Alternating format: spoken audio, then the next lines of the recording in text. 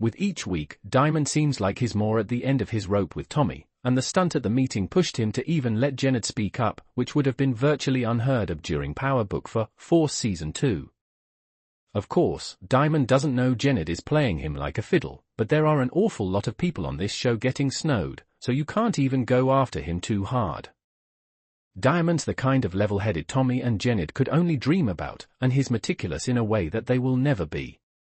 He has the same goals as they do, to get CBI and himself to the top of the food chain, but he doesn't want to go about it the same way.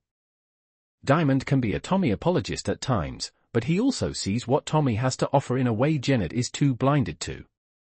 Jenard sees an interloper and someone who's taking from him. Someone occupying the space he believes should be his. He's not willing to put his pride aside to see the merits of working with someone like Tommy earnestly. Plus, he has Shanti in his ear every 5 seconds telling him that they need to run the world, and she's pretty damn persuasive. Shanti's such an intriguing character because she's respected in the streets, but it's very clear she's stuck where she is because she's a woman. She's brilliant, manipulative, and clever, and I will keep saying it until the very last episode. Shanti, Jenard, Tommy, and Diamond teaming up would be everything. The four of them could easily run Chicago, but the egos and the inability to think beyond themselves would never allow it. I was skeptical about Jenard and Shanti and just what their relationship was, because it's as much business as anything else. Yes, they care about one another, but they're also heavily involved in a business relationship as much as, if not more than, a personal one. But Power Book for Force Season 3 is taking great pains to show us the softer side of their relationship, and I appreciate that because it allows us to see a different side of them and what they desire. Tommy Egan is on one this season, and it may be entertaining as hell, but his enemies list is growing by the second. And I didn't think it could get any longer than it already was. At the end of the day, Tommy typically gets what Tommy wants when all is said and done, but he better be careful because Chicago isn't New York, and if everything goes to crap, there may not be anyone there to have his back. Tommy's often 10 steps ahead of his enemies, but it feels like he's so laser-focused right now that he doesn't see the very real snakes already camping out in his grass. It took him a minute to figure out Vic was lying to him, but once he knew, he decided that keeping Vic alive was more valuable than killing him, and it's a gamble that may work out for him in the end. On the one hand, Vic is about the least trustworthy person on this show, and that's truly saying something, but on the other hand, Vic's a lone wolf with very little to look forward to in his life. Plus, if he gets enough on Stacy, maybe Tommy will give him more of a break. It's not likely, but it's worth a shot if you're Vic. Having an ear inside the task force felt like a familiar power trope. Still, it's slightly different this time because Vic doesn't really know much, but just feeding Stacy fake information and then feeding Tommy real information set off a crazy ripple effect that's going to last for a while. Vic's got himself into quite a predicament, though, because Stacy's not dumb, and it's not as if Tommy ultimately cares in the end if he gets caught by her and she sends him to jail or does whatever. He'll use Vic for as long as he can and then discard him when he's no longer useful. And for that reason alone, you'd think that would make Vic want to sabotage Tommy in some way, but we've seen how Tommy versus Vic has historically gone, and so has Vic. Well, that's not actually fair, when that marriage between Stacy and Bobby was pretty much DOA from the minute it was introduced to us. We don't get a ton of the couple, but when we do, it's evident that Stacy's ambitions and control issues played a significant role in the decline of their marriage. The fact that Bobby was sitting across from her, still wanting to make it work if she would give him an inch, should tell you everything you need to know about that union. Stacy may regret giving up everything for her job, though that ambition will likely take her to the height she aspires to, so she probably won't regret a thing. I'm interested in seeing how Vic infiltrates her life through Ray, what his plan is to get out from under Stacy, and how Tommy uses Stacy's one-track mind to destroy her or get her to work with him. I wouldn't put it past Tommy to find a way to get Stacy, not necessarily on his side, but in a position where helping Tommy helps her. Speaking of Tommy, I am absolutely loving how he, Diamond, and Jenard are all walking these super thin lines around each other, pretending to be on the same page when it couldn't be further from the truth.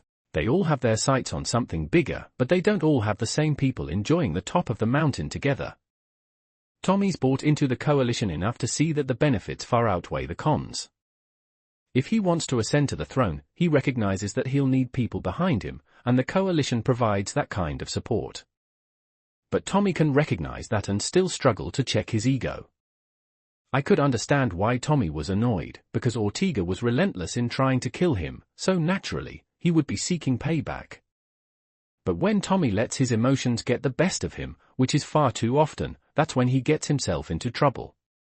Killing Mateo was Tommy making a statement to Ortega, and bringing his head to the coalition meeting was as much about showing strength as it was an ego boost for him. Tommy thought he was giving King Kong ain't got shit on me in energy, and maybe he was, because the reception from the crowd was the same. The guys were understandably scared of the chaos Tommy was causing, and I don't know if it's the narcissism clouding his judgment, but Tommy really doesn't see how his plans affect everyone around him. The 2.5-year wait, along with the Hollywood strikes, had me anticipating seeing how they would follow up on the season 2 finale. Well, Tommy Egan is back, and the other characters are with him for his revenge mission. The show wastes no time reminding us of the stakes, the grudges, and the characters who will do anything to survive. The extended gap between seasons may have tested patience, but the re-entry is surprisingly smooth. The world is messy, layered, and volatile in the way the Power universe often is at its best. From the first moments, the episode re-established the central tension of loyalty versus ambition. Nearly every character is either double-crossing someone or preparing for the moment they might need to. Claudia's return, though unsurprising to viewers who were skeptical of her supposed death, still lands as a satisfying reveal. The show knows its audience well enough to avoid neat endings where it shouldn't, and her reappearance does more than keep her story alive. It restores the central dynamic between the Flynn siblings, whose fractured loyalties continue to fuel some of the show's strongest interpersonal conflict. His fiancée Lakeisha Grant had died, his associates in the drug game betrayed him worse than Fez in Euphoria, and his own mother turned on him. His flashback appearance in Power Book 2, Ghost, made things worse, adding that Ghost's widow Tasha framed Tommy for her husband's murder. If anyone had unfinished business and a reason to keep going, it was Tommy. Plus, Joseph Sikora's incredible talent was perfect to build another show around. A spin-off about a protagonist returning to their hometown isn't new, even the Cleveland show did it, but it's the way Sikora plays it that makes Power Book 4 force the follow-up fans deserve. Tommy has always been a live wire, even in his most quiet or vulnerable moments is never quite still. It makes complete sense that he'd take the heavy blows he suffered in Power and use them as fuel to not only start over, but make his own empire where he wouldn't have to rely on anyone or care about losing anyone. Force also gave him a substantive reason to stay in Chicago by revealing his grandmother was still alive and he had an ignored half-brother. This show is Tommy Egan's reckoning, and the fact that Sikora is also a Chicago native adds a neat extra quirk to it. Viewers are now several episodes into the season, and Tommy's battles have fleshed out the character in ways that Power never could. In the original series, though Tommy and Ghost were partners and even operated independently at times, they were always inexorably connected. Power Book 4, Force has made Tommy clearly number one, with all the positives and negatives that entails. The subtle psychological shift of being professionally beholden to no one else has given him an extra edge. There's also no one to check him and he faces the full consequences of his mistakes. One aspect of Power Book 4, Force that's particularly intriguing is its exploration of Tommy's newfound family, his half-brother J.P. Gibbs, Anthony Fleming III, and nephew D-Mac, Lucien Cambric. Though D-Mac being J.P.'s son isn't public knowledge yet, it's bound to come out eventually, and J.P. has already told Tommy that he's in a financial bind. Ghost's family was completely caught up in the game, even his true love Angela was a U.S. attorney. J.P. is trying to stay on the straight and narrow as is Gloria, and D-Mac's not totally in yet. Tommy can have a side of his life that has nothing to do with drugs, giving himself a balance and saving himself from making the mistakes Ghost made by being unable to keep things separated.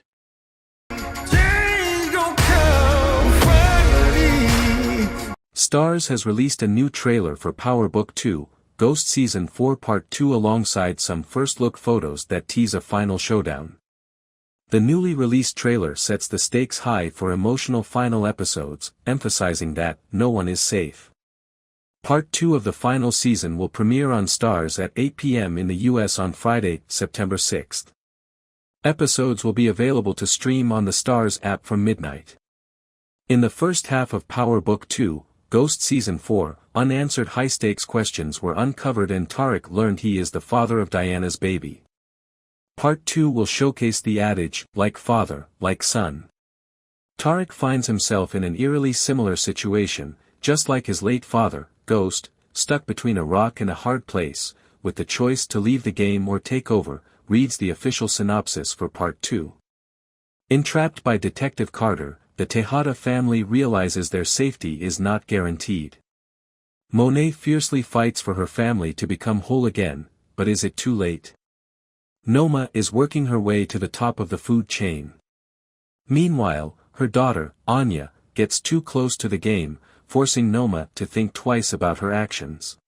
Dark clouds forming in the heavens over me, but I say hallelujah anyway. As they held their guns up towards each other, Monet told Tarek that she knew they both had a lot of reasons to want to take each other out, but she had a better idea. She proposed that if he give her kids a pass, she'll give him one too. Monet explained that all she cared about at the moment was making sure her family was safe, especially her grandbaby.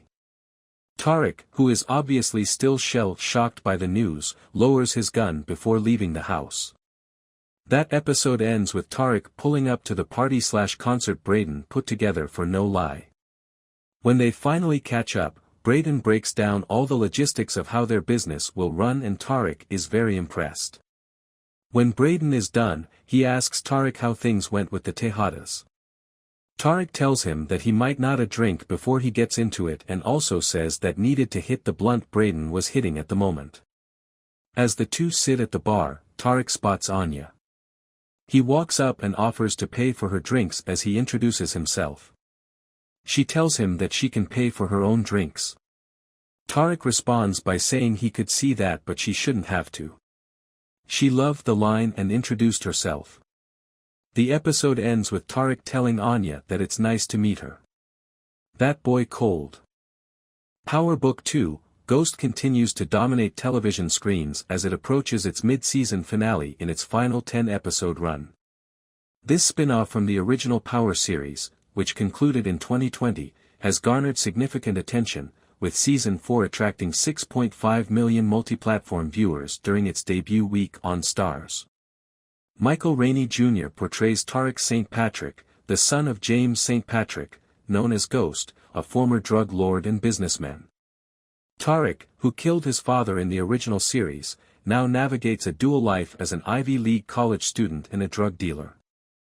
Season after season, viewers witness Tarek's attempts to earn his inheritance through education, only to be drawn deeper into a life of crime. He embodies the legacy of Ghost, version 2.0, as per the report by Radio Times. Adding to the complexity, Detective Don Carter, Michael Ealy, enters the fray, determined to bring down Tarek and his associates, including federal agent Angel Young, with ties to Paz and Angela Valdez. The impending threat forces Tarek and his loved ones into precarious situations, testing their resilience and alliances. The Stars app offers streaming for every Power franchise installment, including Power Book 2, Ghost. Fans excitedly await the dramatic finale of this spin-off, which functions as a sequel and a standalone story in the Power universe, as the series gets more intense with each new episode release. Despite the Stars show's lengthy hiatus between seasons, the third season debut does not reassure